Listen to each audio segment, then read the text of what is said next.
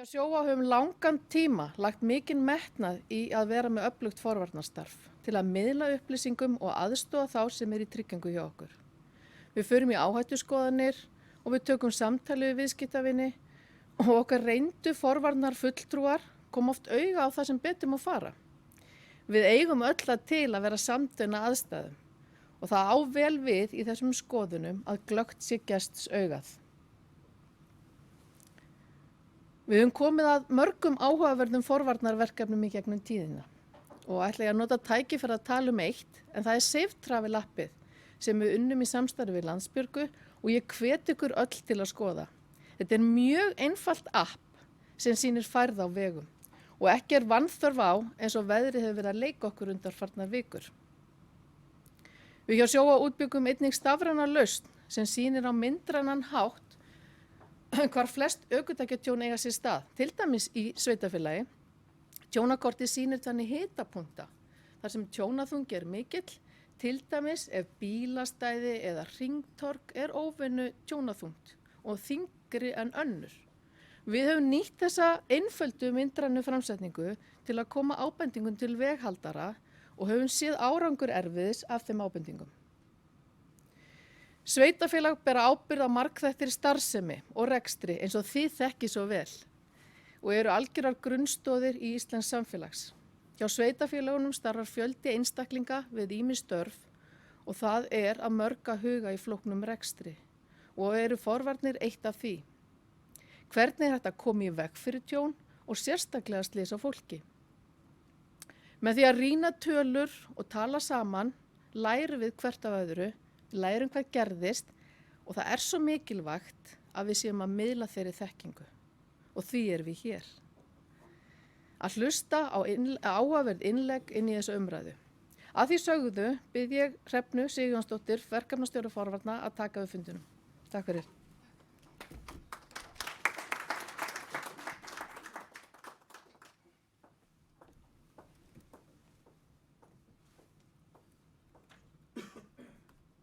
Já, góðan daginn og komið sæl.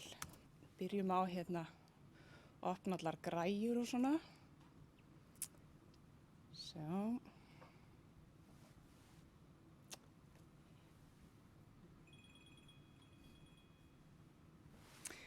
Já, takk fyrir Elín, komið sæl aftur. Þegar kemur á forvörnum þá er á nóg að taka og vonandi er þessi fundur bara upphafið að frekara samtali forvarnir sveitarfélaga. En eins og framkom þá eru þau grundvallar eining í stjórnsýslunni og koma þannig við sögu í daglegu lífi allra landsmanna. Við erum nokkur hér á fundarstað í höfuðstöðum Sjóvár í Kringlunni 5 en flestir taka þó þátt með fjarfundi í gegnum Teams. Við bjóðum ykkur öll velkomin hvar svo sem þið eru stödd á þessari stundu og það er bara ánægilegt að þið gátu verið með okkur. Fundurinn er hins vegar tekin upp og við munum taka saman helstu niðurstöður og deila tengla á fundinn til þeirra sem ekki komust.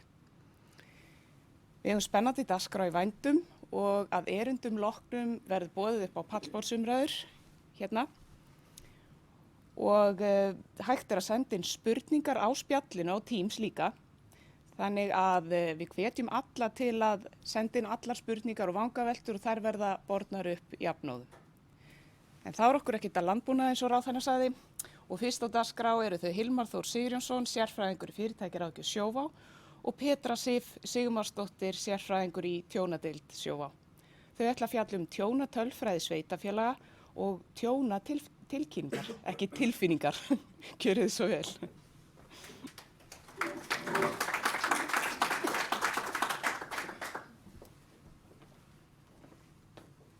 Svona. Glæsilegt. Hengi. Komið þið sæl, gaman að sjá okkur í dag. Ég heiti Hilmar Þór Sigurjónsson. Ég heiti Petra Sif Sigmarsdóttir. Og núna ætlum við að renna yfir tjónatölfræði hjá sveitarfélögum og sjá hvað við getum gert til að fyrirbyggja helstu tjón. Hérna sjáum við, tæknir eitthvað að stríða mér út af því að ég sé þetta ekki hjá mér, Petra. Hvernig?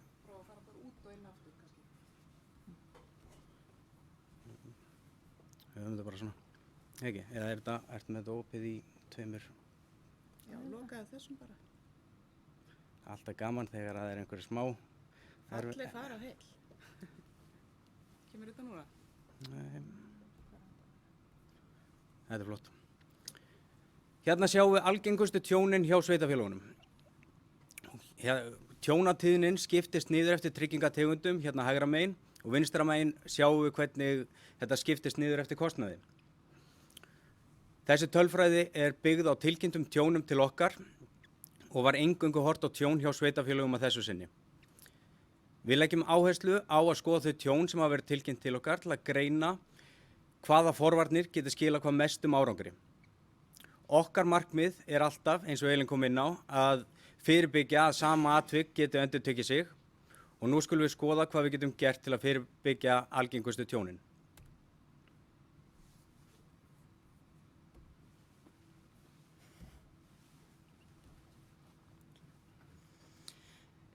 Já, varðandi slys á fólki, þá eru forvarnir mjög mikilvægur þáttur í því að fyrirbyggja þau og ætti verið stöðugri endurskoðun á hverjum vinnustað, bara fyrir öllum vinnustöðum.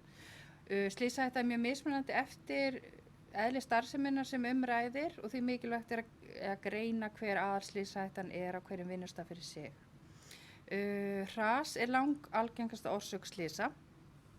Það aðalega því að fólk er að detta í hálkum eða ójöfnum á vinnustaðnum sjálfum eða á leiðinni til og frá vinnu. Einnig er nokkuð algengt að fall eigi sér stað í lausum eða föstum stigum eða tröppum. Ef slys á sér stað, eins og gerist stundum því miður, vinnuslys, þá þarf að tilkynna þau öll til sjúkratrygginga. Ef alvarlegt slys á sér stað, þá þarf að tilkynna til lögreglu og vinnueftirlitsins og gera vettvangsrannsókn innan sólarhrings. Og ef vinnuslys leiðir til fjarveru ber að tilkynna það líka til vinnueftirlitsins. Og mikilvægt er að öll fyrirtæki og vinnustaðir passi upp á. Já. Glæran er ekki að skiptast yfir á næstu. Þannig. Svona.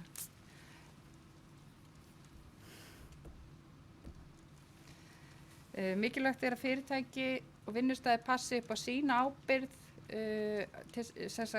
með umhverfi og viðhald, gæta að þá til dæmis ef maður nefnir eitthvað að gæta að hálkuvörn, það sem er skólalóðir, leikskólalóðir, aðkoma að fyrirtækjum, laga ójöfnur í gangstéttum og tröppum, passa merkingar sér til staða þar sem hætta er að snjóhruni til dæmis eða gólf geta verið blaut og eins og með leiktæki að þau uppfylli alla öryggisstaðla. Já. Það er alveg hárrétt. Þá komum við inn á fasteignatjón. Algengustu tjónin í húseigendatryggingunni eru glertjón og þá skiptir miklu máli að lýsingin við húsnæðin sé góð og við höfum séð að myndavélar hafi mikinn fælingamátt. Næst þar á eftir koma vatnstjón og þá skiptir fyrsta viðbragð öllu máli. En það er hægt að forða mjög miklu tjóni ef að skrúa er fljótt fyrir vatnsintök þegar að leki hefur verið uppgötvaður. Við mælum alltaf með að hafa vatnsskynjara en það styttir auðvitað viðbragðstímann. Mörg sveitarfélög eru búin að gera samning við eldvarnarbandalagið innleiðingu á eigin eldvarnareftirliti og við hvetjum þau sveitarfélög sem eiga það eftir að kynna sér ávinninginn. En því fylgir engin útlagukostnaður og hefur slíkt samstarf ávallt sýnt sig að það skilir miklum árangri bæði á vinnustaðnum og á heimilunum. Þá næst förum við ökutækin. Algengustu tjónin hjá okkur eru framrúðutjón. En með því að hafa gott bil á milli bíla þá erum við að minnka líkur á því að steinkast verði og það er oft hægt að gera við skemmdir í framrúðum.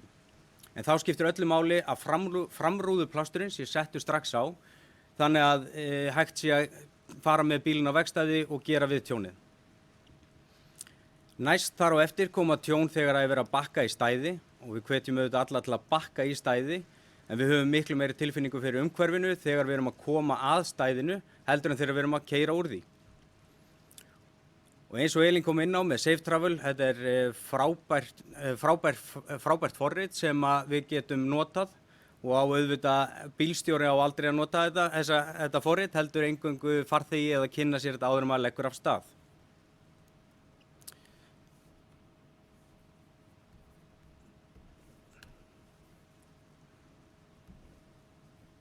Alltaf gaman að. Hérna sjáum við síðan tjónakortið og þetta er hitakort, það sem við sjáum að það sem að algengustu atvikin þau verða sem sagt rauð og tjónadeildin fylgist náið með þessu tjónakorti og hefur verið að benda á ef það verður mikil aukning á tjónum.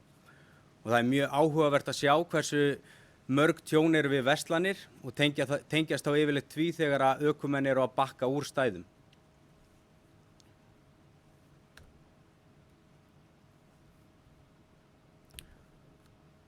Þá komum við inn á tilkynning tjóna.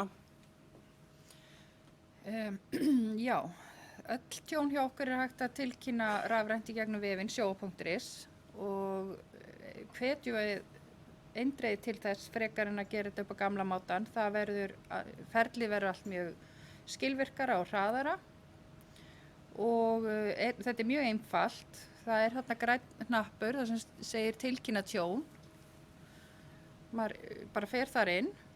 Inn á heimasíðun okkar. Já, sjóa.is. Og þegar maður ítir á græna hnappinn að þá kemur sem sagt þessi valmynd. Þá getur maður valið hvernig tjón maður vill tilkynna þarna í listanum og ef sem sagt sveitarfélagi er að tilkynna til dæmis slys á einhverjum öðrum eða sem sagt slys á launþega þá þarf tilkynnandinn að skrá sig inn en mjög mikilvægt er að passa að haka í þarna það sem heitir annað, tryggingataki annar og setja þar inn kennitölu sveitarfélagsins og svo bara leiðir kerfið mann áfram og þetta er mjög einfalt og þægilegt í notkun. Hvetjum alla til þess að prófa. Takk hérlega fyrir.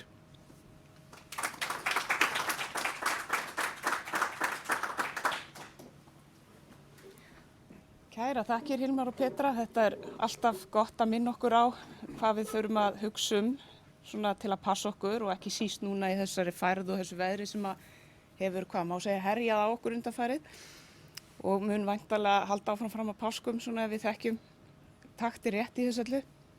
En það er líka áhugavert að skoða þessa skiptingu á tjónunum. Það er mjög greinlegt að það á líka stöðu þróuns í staði í þjónustunni og það má til dæmis sjá hversu einfalt er orðið að tilkynna tjónin. Þetta er alveg frábært að sjá hvernig allir geta gert þetta og þetta gerist allt svo miklu hraðar. Þannig að tíminn er dýrmætur, það er allir að huga því. En gögn sem þessi, þetta eru dýrmætt verkfæri þegar móta skal forvarnastefnu. Og næsta erindi kemur einnig inn á það málefni. Sigurjón Hákonarson, framkvæmdastjóri hugbúnaðarfyrirtækisins Ósjó sem nú hefur nýlega flustið til KPMG, ætlar að kynna fyrir okkur atvikaskráningakerfi Ósjó og þá möguleika sem það býður upp á fyrir fyrirtæki og sveitarfélög. Gjörðu svo vel, Sigurjón. Leiðu þið bara Já. Komið sæl. Eins og Hrefna sagði að þá var ég nýlega framkvæmdastjóri Ósjó, ekki lengur. Ósjó er raun og veru rann inn í hérna KPMG og ég er þá starfsmaður KPMG hér í dag. Það sem að ég ætla að gera er að ég ætla að taka ykkur í gegnum smá æfingu.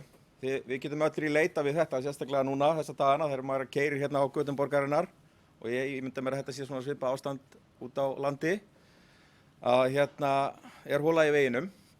Hún er vissulega víða og það sem að ég þarf að læra á hérna þetta vesen hérna sem að hvað fer maður hérna svona og ég ætla að segja bara að það er ekkert víst að þetta virki. Ég ætla að biðja ykkur að skanna þennan QR-kóða hérna inn og hérna þið sem getið og þið sem heima sitjið eða eruð á fjarfundi hérna að skanna þennan kóða inn Og það sem að þið ættuð að gera gerast er að þið ættuð að detta inn á skráningaform sem er bara, sjá, ég ætla að leyfa hérna fólki aðeins já, allir konir með eitthvað skráningaform, flott. Ég ætla svona að gefa þessu nokkra sekundur þannig að fólk fái tækifæri til að skanna þetta inn árið fyrir yfir næstu glæru. Ok. Þið ætti að fá svona einfalt skráningaform og þetta er bara svona, við getum kallað svona skýja skráningaform. Það er að setja þetta skráningaform inn á hvaða vef sem er, hvort sem að það er læstur innri vefur eða hérna einhvers konar gátt eða ytri vefur eða hvað er. Og ég ætla að biðja ykkur að skrá inn tilkynningu inn í þetta form og þá förum við hérna, svissum hérna yfir í vafran. Afsakið, ég er búinn að týna músinni. Hún er hérna er hún. Og þetta er svona. Það sem þið sjáu hérna er sem sagt þetta atvikaskráningakerfi sem við höfum smíðað og er í raun og veru inn í þessu umhverfi sem heitir Microsoft 365 sem að mörg fyrirtæki og stofnanir og sveitafélög eru nú þegar með. Og ef að allt virkar þá ættu hérna mögulega að vera komin einhverjar tilkynningar hérna, sjá, svolítið erfitt að vera hérna á öðrum skjá. Ég held líka mikrofónu hérna þælst fyrir kóðan. Það var einhverju sem komist þarna inn. Sjá.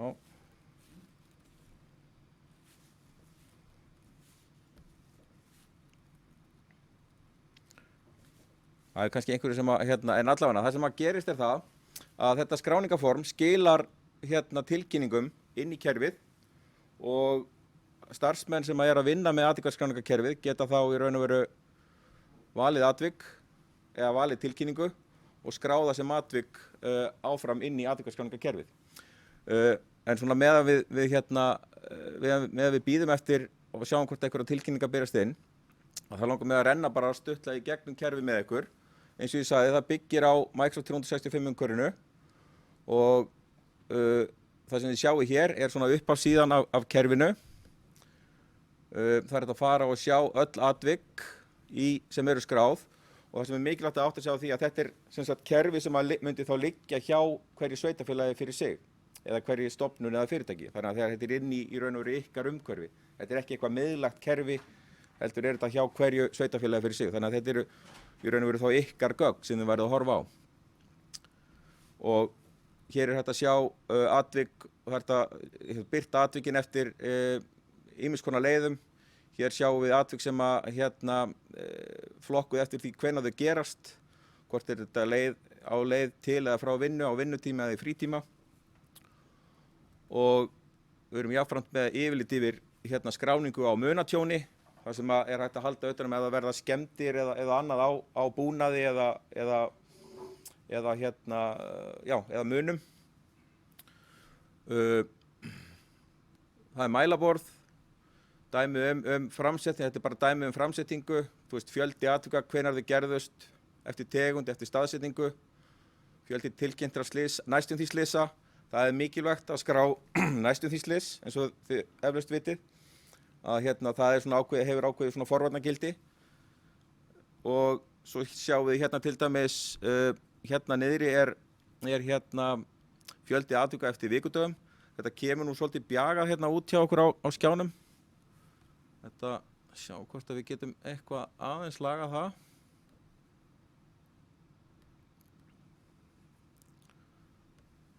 Það er ekki mikið betra. En þetta til dæmis er mikilvæg tölfræði. Þá þegar ég að sjá línu það er sem sagt fjöldi atvika eftir vikudögum. Það er að segja hvenær eru oftast atvika að gerast, á hvaða vikudögum eru atvikin að gerast. Og svo framvegis, og eins fyrir ofan eru atvik eftir sjá, þetta er alveg svona fyrir ykkur sem heima sitji þá er ég að reyna að horfa á hlið á skjáinn og reyna að skrolla upp og niður. Gengur smá erfiðlega hjá mér. Svona. fjöldi aðtöku eftir mánuðum og svo framvegis og framvegis. Skráningaformið fyrir þá sem eru að skrá inn í kerfið, þar að segja ef þetta eru starfsmenn sveitarfélaga eða þeir sem eru að nota kerfið, er tiltölulega einfalt.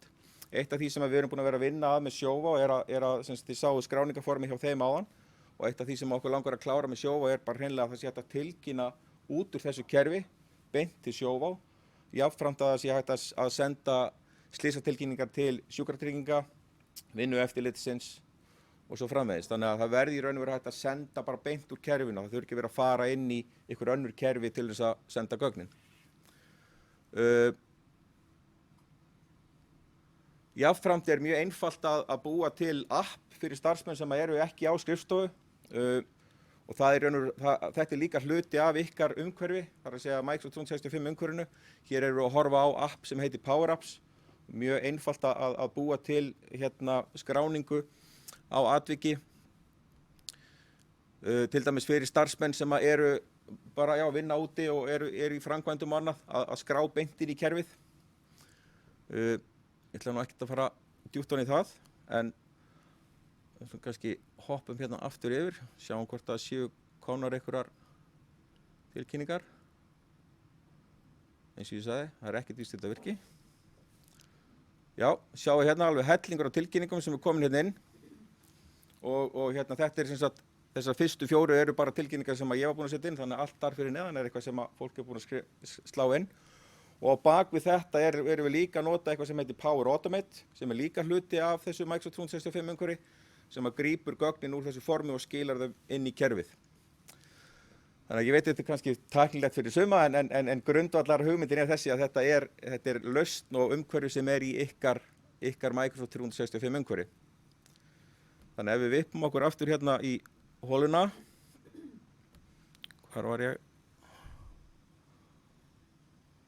Hérna, svona.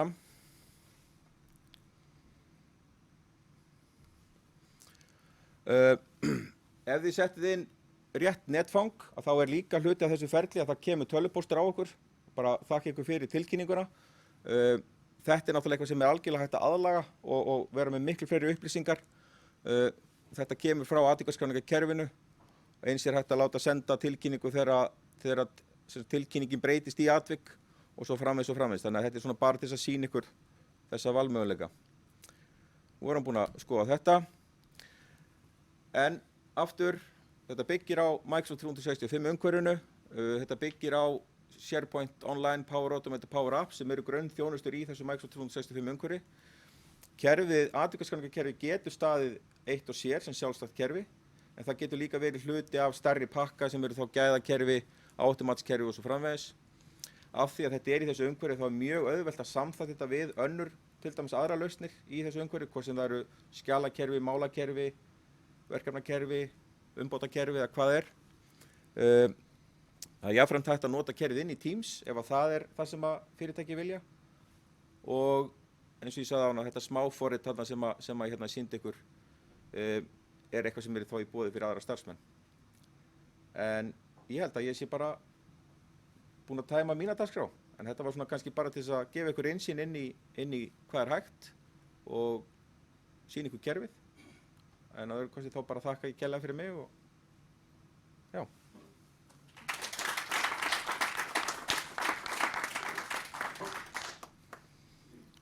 Sjá, viltu að ég gera eitthvað hérna fyrir þig? Já, bara. Svona. Þú ert örugglega betri á tölvunni en ég, sko. Takk kærlega, Sigurjón. Þetta er mjög áhugavert. Það eru þessi gögn nefnilega sem eru svo mikilvæg þegar við ætlum að búa til plan eða áætlun.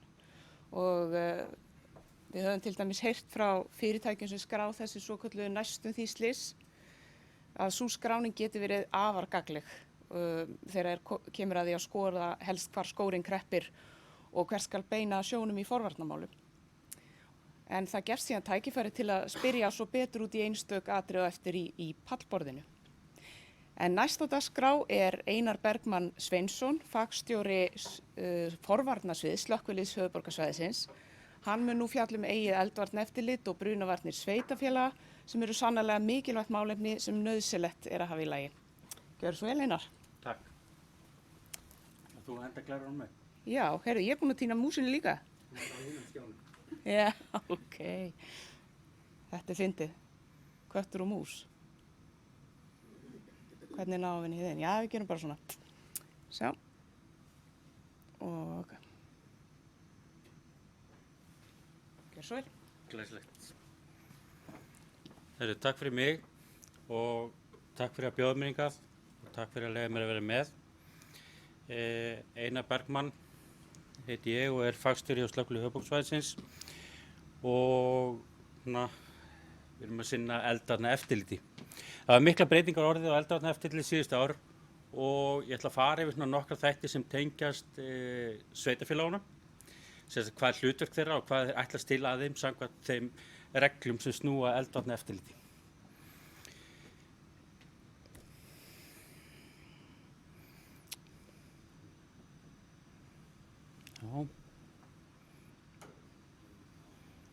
Já. Nákvæmlega. Fannstu músina? Já, hún er hérna. Já. En Heyrðu, við skulum bara prófa. Tölvan er með smá stæla í dag. En það er allt í lagi. Finnum bara út úr því, sjá. Þetta verður hægt að hafa saman skjáin hér og þarna og þá verður þetta ekkert mál. Þá fyrir inn í... Svona. Og svona. yes. Gjör svo vel. Glæslegt. Herru, og til þess að fara yfir það sem við slökkvilið er að vinna eftir, það er náttúrulega fyrst og fremst lög um brunavarnir og þá er ætlast til þess að við sinnum því að hitta eigendur og forráðamenn mannvirkja og eftir reglugerðarbreytingu 2017 eldvarnir og eldvarnaeftirlit að þá vorum við í þeirri stöðu að þá var lagð meiri krafa á eigendur mannvirkja eins og sveitarfélaga að vera með svokallan eldvarna fulltrúa sem er fulltrúi sveitarfélagsins eða eigandans sem er öllum hnútum kunnugur eldvarnir húsnæðisins eða mannvirkisins og er sá aðili sem er í tengingu við slökkvilið og getur staðfestu slökkvilið það að húsnæði hafi fengið það eftirlit sem á að fylgja samkvæmt lögum og reglum árlega. Þannig að við förum eftir lögunum, biðjum eigendurnar að fylgja þeim reglugerðum sem eru í gildi, höfum þar með þvingunarúrræði okkar samkvæmt þeim lögum. Reglugerð 723/2017 eins og ég var að tala áðan eldvarnir og eldvarnaeftirlit, að þá er talað í 10. grein að eldvarnafulltrúi skal skjalfesta öryggi sitt. Hvað þýðir það? Jú, það þýðir það að eldvarnafulltrúi sé með alla pappíra brunavarnir til staðar og getur sýnt pappíra og að hann hafi sinnt eldvarnaeftirlitinu þegar slökkvilið spyr. Þannig að okkar verklag í dag er í fyrsta lagi að tryggja það gagnvart sveitarfélögunum að þeir séu með eldvarnafulltrúa samkvæmt 10. greininni og samkvæmt 11. greininni og samkvæmt 10. greininni að þeir séu að skjalfesta öryggi sitt. Þannig að við höfum bara fyrst og fremst bara samband við eldvarnafulltrúan. Í skoðunaráætlun þess ári erum við með 850. Ok, ég skal standa í púltinu. Samkvæmt skoðunaráætlun Slökkviliðs höfuðborgarsvæðisins þá erum við með 850 mannvirki sem við erum að skoða þess ári. Við erum komið með 600 og eitthvað eldvarnafulltrúa þessi mannvirki. Við erum með 250 eldvarnafulltrúa á öllu höfuðborgarsvæðinu, þannig að sumir eru með fleiri en eitt mannvirki. Hjá Reykjavíkurborg er viðkomandi með 180 mannvirki. Hann er náttúrulega enga veginn að komast yfir allt. Þannig að ég er reglulega að senda honum viðvörun eða áminningar og rukkanir fyrir okkar vinnu af því að hann hefur bara ekki yfirsýn yfir þetta. Þannig að í sömu tilfellum þurfa aðilar eins og Reykjavíkurborg að setja bara annan með honum til þess að hjálpa honum. Hann reynir að gera eins og hann getur en það er bara stundum ekki alveg nóg. Þau mannvirki sem við erum að fara yfir, það er náttúrulega eins og reglugerðin segir, öll mannvirki í notkunarflokkum 4, 5 og 6, þar sem margir koma saman og það sem að það sé einhver menningarsögulegar minjar. Þannig að þetta er dálítið fjöldi af mannvirki sem við erum með, 850 mannvirki á höfuðborgarsvæðinu. Við erum með 162 leikskóla til dæmis á höfuðborgarsvæðinu. Þannig að þetta er slatti. Áður fyrr fórum við í skoðanir, gerðum kröfur og vorum að segja að þú átt að gera þetta, þú átt að gera þetta, þú átt að gera þetta. Í dag er það orðið þannig að nú spyrjum við, hefur þið uppfyllt það kröfur sem er ætlað til að þér? Og ef hann getur ekki svarað með pappírum, sem sagt, skoðunarskýrslu brunavarnarkerfis, pappírum leiðar- og neyðarlýsingu, staðfestum á flóttaleið sem allar greiðfærar án líkils eða annar verkfæra. Hérna er þetta flóttaleið sem er ekki greiðfær, bara svo þið sjáið. Það er flott hjá Vísi í forvarnunum að hafa fyrir flóttaleiðinni. En þannig að menn bara verða að átta sig á því að við erum að leggja kröfuna núna á eigendur mannvirkjana. Þannig að þeir þurfa að staðfesta af okkur að hlutinni séu í lagi.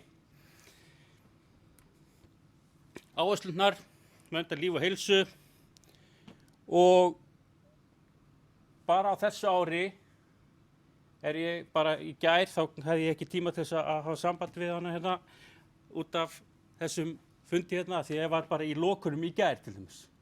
Við erum að sinna lokunum á mannvirki þar sem menn hafa ekki uppfyllt kröfur. Þannig að það þorði náttúrulega enginn að segja frá því, hvorki eigandinn í forráðamaður að maður slökkvilega komið í lokahæðum, þess vegna kemur það ekki í fjölmiðlum, en það er annar mál. Þannig að við förum eftir því að vernda líf og heilsu fólks. Í dag er ferlið okkar svona, við köllum eftir gögnum, við spyrjum spurningar, ertu með skjalfestingu í lagi og ef þú getur ekki svarað þessum spurningum, þá komum við í skoðun og þá eru kannski með teikningarnar og þá færðu allan pakkan á þig. Þannig að það er miklu meiri kvaðir við að fá okkur í skoðun en nokkuð tímann að skila okkur pappírunum. Þannig að ef þú sinnir því að láta gera hlutinu og ert með pappíruna tilbúna og við fáum þá tiltölulega fljótt eftir að við gerum kröfuna, þá vitum við það að hlutin er í lagi. Við höfum tekið stikkprufu eftirlit á þá sem hafa skilað þessu tiltölulega fljótt og þeir eru með hlutin í lagi. En þeir sem er ekki að skila okkur pappírunum, heldur ég þarf að fara að láta gera þetta fyrir mig, þá vitum við það að þeir hafa ekki verið að sinna þessu. Hverju verður ná fram? Hérna sjáum við bara hlutverkaskráninguna. Eigandinn er alltaf ábyrgur. Eigandinn er ábyrgur fyrir því að skipa eldvarnarfulltrúa og eldvarnarfulltrúin heldur utan þá sem sjá eftirlit með öllum þessu búnaði. Síðan geta það verið náttúrulega þannig að eldvarnarfulltrúin sem er náttúrulega ábyrgur fyrir því að húsið sé í lagi gagnvart eiganda, hann hefur samband við almenna eftirlitsmenn, eins og þið voru að tala eldvarnarbandalagið sé með eigið eftirlit, að þá er einhver sem er yfir því og sinni því að menn sinni eigið eftirliti á hverju stað fyrir sig. Þannig að við eldvarnarfulltrúin fái gögnin frá þeim eftirlitsmönnum sem fara í eigið eftirlit fyrirtækin, mánaðarlega vonandi, vottuðum þjónustaðalum með brunavarnarkerfi, leiðar- og neyðarlýsingu, reyklosun, vatnsrofakerfi og ýmislegt og sem aðra fagmenn eins og smiði, pípara og aðra sem hafa verið að fara yfir búnað í húsinu. Þannig að kóngulóin í vefnum er eldvarnarfulltrúin sem er rauninni bara hans hlutverk er ekki að þramma húsinu eins og menn halda og sjá til þess að húsin séu í lagi. Hans hlutverk er að það safna upplýsingunum og fá menn til að gera það sem þeir eiga að gera. Í mörgum tilfellum hafa þeir sem hafa sett eldvarnarfulltrúa á átt að sjá því að þeir eru að borga fyrir ýmsa þjónustu sem þeir eru ekki einu sinni að fá. Þannig að það er ýmislegt sem kemur upp á krafsinu. Nokkrar útfærslur. Jú, eigandi getur verið með sitt hús, á sitt hús, verið með sinn eldvarnarfulltrúa á staðnum sem sé bara hlutina. Eigandinn getur verið með fleiri en eitt hús, einn eldvarnarfulltrúa og kannski 2 aðra aðila innan sikkurs húsins sem sjá að hlutinni séu gerðir. Eigandi getur líka verið með marga eldvarnarfulltrúa. Þannig að þetta er bara hvaða útfærslu vilt þú gera og við hjá slökkviliðinu eru bara þannig á hvernig sem þú vilt hafa útfærsluna, það er ekki okkar issue. Láttu þetta bara virka. Það er bara hvernig sem þú vilt láta þetta virka, þá gerur það bara. þetta er að koma mikið inn í dag. Bæði sveitafélög og einstaklingar og fyrirtæki eru farin að úthýsa þessu til öryggismiðstöðvanna Securitas, Nortec, Daga og fleiri. Þannig að það er ýmislegt sem menn er komin í þetta, en þetta hefur sýnt sig hjá sumum eins og hjá stórum reitum og regin og ýmsum aðilum sem hafa kannski ekki burði nema að ráða inn fólk til að sjá það, að þeir hafa til dæmis verið að leita til Daga sem sjá þrif á húsunum, það að sjá þetta líka. Þannig að það er ýmislegt sem er í þessu. Svo er þetta svona, nokkrar myndir sem ég ætla að sýna ykkur og segja ykkur frá. Í fyrsta lagi myndir sem er hérna upp í vinstra horninu, efstu uppi, það sjáum við rautt stykki sem er stútur á vatnsókerfi. Það var búið að setja flott vatnsókerfi í allt húsi nema það að þarna í þessari kompu sem var búin að setja upp svona góða mataraðstöðu að það áttu að vera að dæla fyrir vatnsókerfi og vatnsinntak, en það var gleymdist bara að setja það. Það er bara svona smáveisun. En síðan hérna á neðri myndinni fyrir neðan það er 14 tonna gearbox í togara sem var sett fyrir flóttaleiðina, ein af 2 flóttaleiðum úr þessu vöruhúsi. Bónus, mjög algengt að hafa mjög slatta af kössum svona til hliðar. Hjúkrunarheimili með flottan kallana til þess að halda hurðinu opinni. Og svo í vindinu núna daginn þá var eitt fyrirtæki sem ákveða bara að hafa strappa hurðina þegar það heyrðist væl, Indriði var komin í heimsókn. Þannig að ég ætla ekki að segja meira í bili. Takk fyrir mig og vonandi fæ ég eitthvað skemmtilega spurningar á eftir. Takk.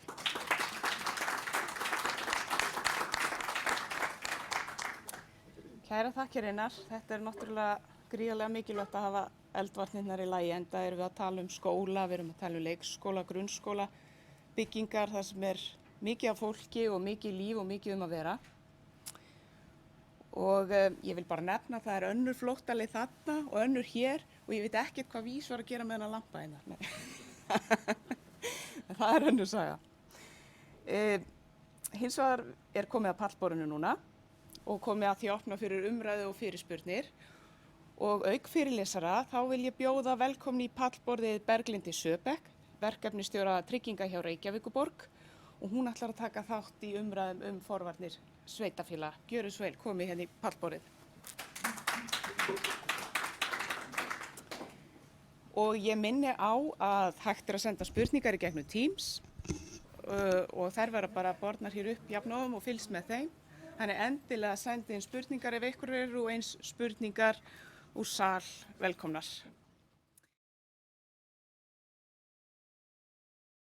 Við vorum að tala um hérna hvernig svona tjónagreining hefur hjálpað við að beina forvörnum og rétta brautir og Hilmar, þú varst svona að fara eitthvað aðeins að segja okkur frá því.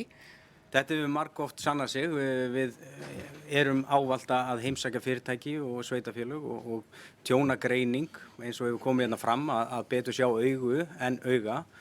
Og það er oft einföldustu hlutir sem er hægt að gera betur og það er einmitt að velta hlutunum upp hvernig hlutirnir eru gerðir sem samtalið kemur og mikill ávinningur hefur skapast í kjölfarið.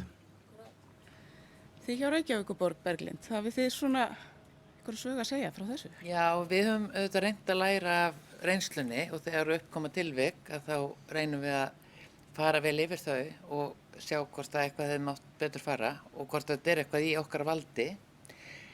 Við höfum til dæmis reynt að, við erum náttúrulega mesta tíðinni í okkur er ábyrgðartjónin, en svo höfum við líka lent í svona skemmdarverkum og brunum og það til dæmis áramótin er mjög mikið að vera að kveikja í rusli. Þannig við höfum ég hef reynt að senda svona áminningu í kringum fyrir áramótin og beðið skóla og leikskóla að taka pappírstunnar inn eða allavega hafa þær ekki fullar því það eru mjög freistandi til íkveikju. Þannig ég held að það hafi verið aðeins færra af málum eftir það. Þannig þetta er svona dæmum bara tiltölulega einfald aðgerð sem þarf bara hreinlega að vera á tékklistanum, bara mun eftir að gera þetta, svona ástíðabundið atvik til dæmis. Og til dæmis bara benda á að því þetta er kannski ekki ákvörðat efst í huga leikskólastjórana þegar þau eru að þegar þau eru að fara í áramótin og er í jólafríi. En þegar það er bent á þetta og mynd á þetta, þá er þetta eitthvað svo augljóst. Já, það er nú svolítið oft þannig, maður þarf alltaf að vera að segja það sama. En við viljum auðvitað ekki að sömu slysin endurtaki sig og þá er einmitt mikilvægt að vera svona meðvituð hvað gerðist eða næstu því gerðist, eins og vorum að tala við náðan. Hafið þið, Sigurjón, orðið vör við aukningu á slíkri skráningar? Fólk farið svona venjast þessari hugsun? Sko, við erum náttúrulega ekki mikið að skoða skráningar þegar þetta er komið inn í kerfin hjá fyrirtækjum. En ég get nefnt það að sem sagt, jarðborinn eru búin að vera með atvikaskráningarkerfi frá okkur dálítinn tíma. Og þeir eru núna svona kannski fyrst að fara að greina nánar gögnin, fara í tölfræðina. Upphaflega var þetta bara spurningum að reyna að koma gögnunum inn, fá aðeins að nota þetta því að þeir eru að skrá náttúrulega á borböllum til dæmis út í Afríku inn í kerfið. Og það er bara lykilatriði að fá gögnin inn í kerfið. Nú er svona þessi tímapunktur þar sem menn vilja fara aðeins að fara að greina og skoða Og læra þeim. og læra af þeim. Sko. Einmitt. En Einar, þið eru væntanlega að vinna með svolítið fjölbreytta gagnagrunna í ykkar starfi. Við eigum hellinga gögnum, en alveg eins og hann nefnir að við höfum náttúrulega fyrst og fremst verið að einbeita okkur á því að safna þeim og við höfum ekki gert upp hug okkar hvernig við ætlum að nota þau. Við höfum ekki ótakmarkað fjármagn við forritun og annað, þannig að við söfnuðum það ennþá, en við vitum samt sem áður þannig að þegar við erum að stofna ný mál og fara í ný verkefni og ný mannverki, að þá er sagan alltaf til staðar og við erum að fara yfir hana hverju ári og þá kemur það oft í ljós að þetta eru sömu aðilar sem við þurfum að beita sömu meðlum á alltaf aftur og aftur. Þannig að jú, gögnin, þau eru til staðar og þau hjálpa okkur. Já, en hverju svona ber á endanum ábyrgðina að brunavarnir og svona eigið eldvarneftirlit sé í lagi? Eigandi mannvirkisins er alltaf ábyrgur og við eigum nýfallna dóma það, bæði það að menn hafa mist tjónabætur vegna þess að þeir hafa ekki sinnt brunavarnum og það að einstaklingur hafi verið dæmdur í 5 mánaða dóm fyrir það að sinna ekki brunavarnum. Þannig að það er ýmislegt sem er komið núna upp á krafsinu undanfarin ár sem hefur ekki verið áður. Þannig að já, eigandinn er alltaf miðað við dómafordæmi og annað ábyrgur fyrir því að húsnæði sé í lagi. Óháð því hver er að nota húsnæði. En þessi reglugerð kom árið 2017, nú hafið þið svona verið að læra inn á hana og aðlaga og hvernig hefur það gengið? Er fólk að taka við sér? Fyrsta árin eftir að þetta kom þá byrjum við á því fyrst og fremst að reyna að kalla eftir eldvarnarfulltrúunum og það hefur gengið ágætlega, þannig að á síðasta ári byrjum við fyrsta árið sem var hægt að keyra á það að kalla eftir gögnum hjá eldvarnarfulltrúum. Í 70% tilfella menn að skila gögnum og það í kringu 30% sem við þurfum að fara að beita okkur með þvingunarúrræði. Þannig að, og það eru af 700 eitthvað málum í fyrra, það voru 4 sem enduðu í viðvörunum lokunar eða dagsettir. Þannig að, og það má alveg nefna það hér, þetta er bæjarfélögin og þau eru ekkert undanþegin því að fá þessa viðvörunum lokunar eða dagsettir á jafnvel skóla. Heyrið það? En já, það er satt, þetta þarf að vera í lagi, þannig það er að gera að fylgjast með þessu.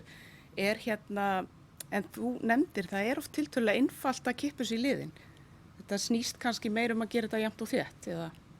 Þetta er einfalt og við höfum sýnt það líka og fengið viðbrögð frá stærri fyrirtækjum sem er kannski með stór húsnæði sem hafa tekið upp þetta eigið eftirlit og tekið upp það að gera þessa hluti. Að í flestum tilfellum sem við hittum þá árið eftir, þeir eru búin að skila gögnum kannski einu sinni og árið eftir fara í þetta og hafa sinnt eigið eftirliti mánaðarlega, að þeir hafa allir nefnt það að þetta minnkar rekstrarkostnað. Þannig að það er króna þarna úti sem hægt er að ná í fyrir að sinna þessu. En nú ert þú frá borginni Berglind, hvernig horfir þetta við ykkur? Ég er náttúrulega ekki eldvarnarfulltrúinn, þannig ég get kannski ekki svarað fyrir það, en vissulega erum við með mörg hús og margþætta starfsemi og ég veit að eldvarnarfulltrúinn okkar er að reyna að gera sitt besta, en það eru ýmsir þröskuldar á leiðinni og þetta eru svolítið þungt í vöfum kerfið og að þjálfa þá sem er á stöðunum til þess að passa upp á eldvarninar og flóttaleiðir og þess áttar. En ég held að við séum að mjakast í rétta átt, smá saman. Ég held að Einar sé alveg sammála mér um það. Ég er alveg sammála þar og bara ég get nefnt dæmi bara öll sveitafélaginu höfuðborgarsvæðinu. Ég ætla að taka þau öll saman í sömu búlíinu með það að frá svona 2010 núna að þá hefur eldvarnir í skólum, leikskólum og þessum húsnæði, sérstaklega þessum kringum börn. Það er ekkert hægt að líka þessu saman í dag. Það er allt annað viðhorf, bæði starfsfólks og þeir sem eru að sjá mannverkin, það bara að hafa til lagi. Og það kemur mun sjaldna fyrir núna að við séum að beita okkur gegn þessum hlutum eða úrbótum á þessu mannverki í dag en bara fyrir 5 árum síðan. Þannig að jú, dropinn holar steininn, þó að betur mætti fara. Það er alltaf að gera betur. Já.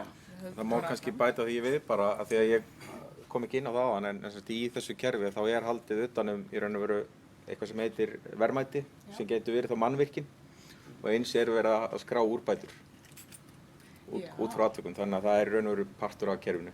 Þannig kannski forvarna stefnan og við allt þetta, þú getur haldið utanum þetta allt þarna á einu stað. Í raun og veru sko, þú veist að við hugsaum sko að ákveðin tegund úrbóta eru eldvarnir. Já. Og það væri þá í raun og veru hægt að skrá það inn í kerfið og hengja það á mannvirkin. Og það getur svona, hjálpa til við allt skipulag og utanumhald, því það verðist kannski stundum vera vandinn. Mér langar kannski að segja að þetta er kannski líka svolítið tvíþætt eins og með eldvarnirnar. Þetta er annars vegar að sem sagt, gera það sem snýr að eigninni, að hafa kerfin og þjónustusamningan og það allt í lagi og svo er það hitt sem er umgengnin, sem er svona mannlegi þátturinn, sem er kannski svolítið erfiðara við að eiga. Það tekur kannski, það er svona erfiðara að breyta hegðun fólks, en vissulega hefur mér fundist hafa alveg orðið rosaleg breyting bara í öryggisvitund Íslandinga á bara undanförnum kannski svona 10-15 árum. Já, það kom líka fram, við vorum hérna á síðast ára með morgunfundum einmitt öryggismenningu fyrirtækja og þar var gott fólk í pallborði sem einmitt sagði það sama, að það væri breyting en auðvitað alltaf hægt að gera betur. En Hilmar, þú hefur nú séð það líka þegar þú ert að skoða svona fasteignir og svona, það má stundum einmitt ganga betur bara hreinlega. Heldur betur. En það er einmitt, hefur sýnt sig að það er mikil vitundabreiting og það er mikill sparnaður í því að hafa þessa hluti í lagi og mikill sparnaður fólkin í því að vera í forvörnum út af því að hvert tjón að það er mjög kostnaðarsamt og þetta eru oft á tíðum sömu atvikin sem eru að endurtaka sig. Þannig að það er að gera að leita til okkar og fá tölfræði og einnig að auðvitað halda utanum alla skráningu og þar er skráningakerfið að mjög gott verkfæri að halda utanum næstu því slys og fyrirbyggja að þessi atvik komi fyrir. Já, og nú erum við einmitt að tala sko sveitarfélögin sem svona þessa grunneiningu og að þau þurfi að svona boðin að koma ofan frá svolítið að hlutinir er að vera svona, en náttúrulega í sveitafélögum eru einstaklingar. Fullt af fólki, við erum samfélag.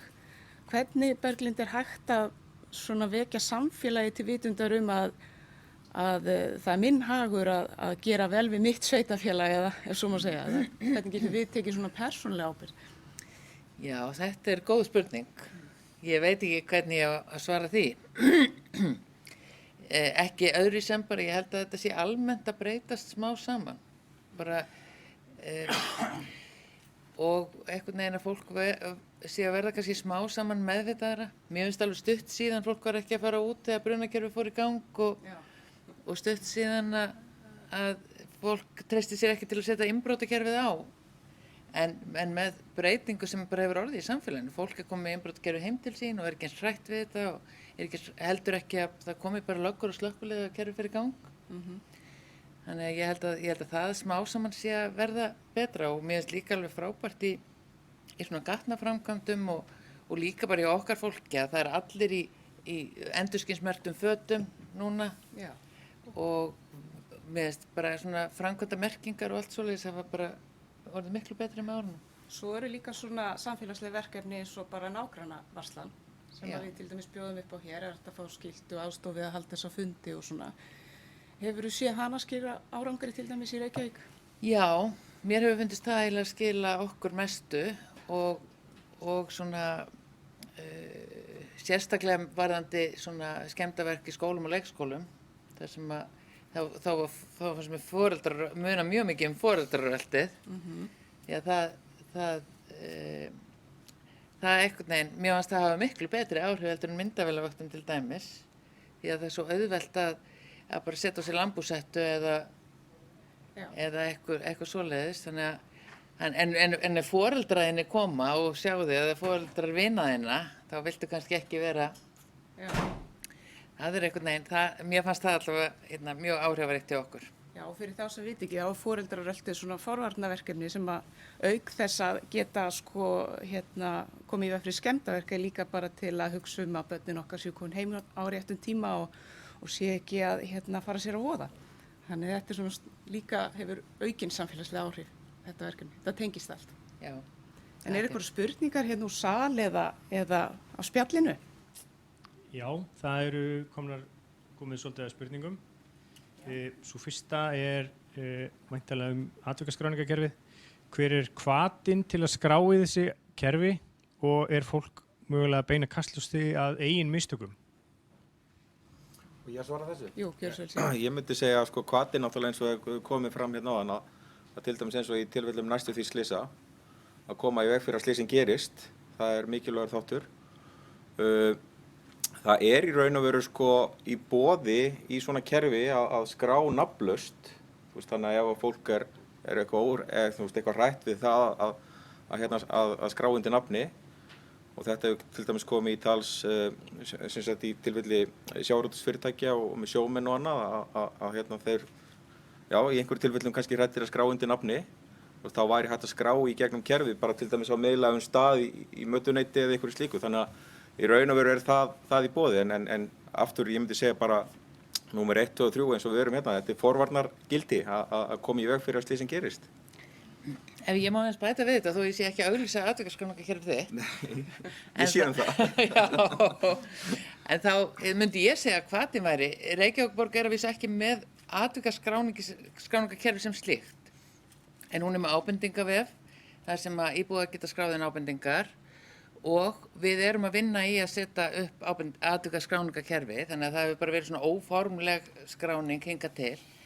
En það munar samt, ávinningurinn er til dæmis að ef það er hægt að skrá einu sinni atvikaskráningakerfi í eitthvað kerfi og senda síðan til vinnueftirlits, sjúkratrygginga og til þeirra aðila, stundum launadeildar og annarra sem að tryggingafélags, ef þú þarft ekki að vera að fylla út allar þessar skýrslu, heldur getur skráð þetta á eitt stað og síðan sendist úr því og leið eru til upplýsingar að því stundum eins og í slysamálum þá er ekki að koma afleiðingarna fram fyrir löngu seinna og þá eru til upplýsingarnar í atvikaskráningakerfi sem að annars væri kannski starfsmenn hættir sem voru engin mann að nákvæmlega hvernig þetta gerist. Það er mjög erfitt að rifja bara hvað gerist í síðustu viku, hvað þá fyrir 1 eða 2 árum. Þannig að ég sé ýmsan ávinning af svona kerfi. Það verður að koma inn á okkar helsti ávinningur af þessu og okkar megin markmið eru auðvitað alltaf að koma heil heim þegar vinnudegi lýkur. Og þetta er náttúrulega bara frábært verkfæri til þess að fyrirbyggja að slysin endurtaki sig. Það má kannski líka nefna að þó eitthvað sé skráð, þá er það ekki einhver stjórnlaus bolti sem fer stað. Það þarf að fara yfir og samþykkja og allt þetta Að því fólk er líka pínu nervustundum með tæknina eins og kom inn á. Mér langar kannski líka til að bæta við að þú sagðir að fólk geti verið hrætt við að skrá og kannski, og vissulega er það og það er bara mannlegt að maður vill ekki gera mistök og ekki sýna öllum það og eitthvað svona. En við höfum samt verið að reyna hjá Reykjavík borgarmeistaráði að hvetja starfsmenn til þess að láta vita, eins og til dæmis starfsmenn sorphirðu, þeir eru hvattir til að sleppa frekar losun heldur en að tróðast meðfram bílum. Og ef þeir gera mistök og rekast utan í bíl að láta þá vita og það er aldrei skammað eða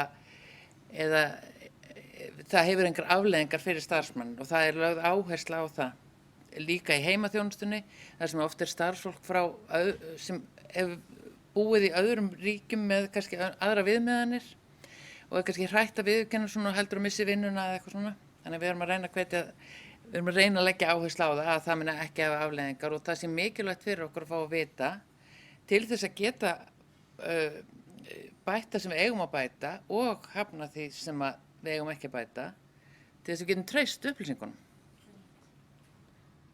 Fleiri spurningar? Já, svo er spurning hvernig úttektum eins og áhættu og eldvarnar úttektum er háttað hjá tryggingafélögum. Þetta er spurning til Hilmars, held ég. Eins og í okkar tilfelli, þá erum við sem sagt í bara nánu samstarfi við fyrirtæki og eigendur mannvirkja og erum að framkvæma áhættuskoðanir þar sem við förum á staðinn og tökum út helstu brunavarnir, fallhættur og bara öryggi á vinnustaðnum. Og þetta hefur skilað okkur miklum árangri. Það er eins og hefur komið fram að betur sjá augu en auga og það er oft með lítilli breytingu á vinnuhagræðingu að þá er hægt að hafa vinnuumhverfið mun öruggara.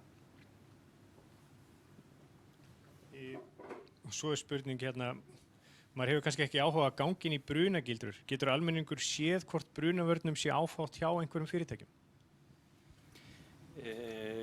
Við erum með ákveðnar áætlanir, sem sagt framtíðarsýn.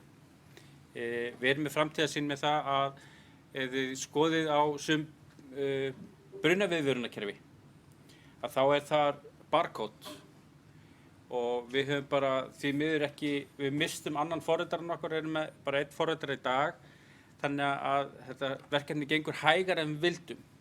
En já, við erum með hugmyndir það að það sé barcode á mannvirkjum og menn geta farið á það barcode og séð stöðuna gagnvart opinberu eftirliti.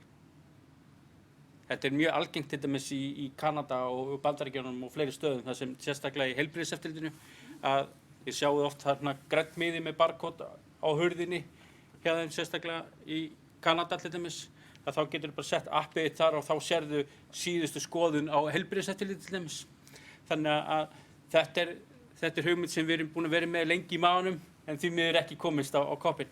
En já, þetta er framtíðarsýn. Spennandi. Og fleiri spurningar? Ekki fleiri spurningar. Eitthvað á sal? Ekki spjallinu. Við erum akkurat á tíma, þannig þetta var fullkomið. Er eitthvað sem þið viljið segja að lokum áður en að við kveðjum í dag? Ég held ekki nema bara þeir sem búi í Reykjavík farið varlega í umferðinni. Já, það er að gera og bara allstaðar held ég. Það er erfið færð víða og svo þegar snjórinn fer þá þetta fer rosalega illa með malbikið þetta veðurfar. Þannig að ég bara hvet alla til að fara varlega. Það eru fín lokaorð. Förum varlega og takk kærlega fyrir þáttökunni í fundinum, bæði þið sem hér eruð og allir á Teams. Takk fyrir. Takk.